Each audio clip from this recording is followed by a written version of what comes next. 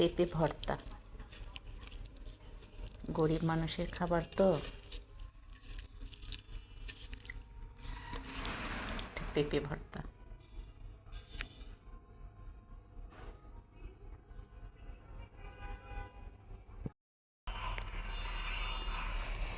এই যে এটা বন্ধুরা পেঁপে ভর্তা, আর এটা যে শুটকি মাছ আর কাঁঠালের বিচি, এটা ফ্রিজে রান্না করা ছিল।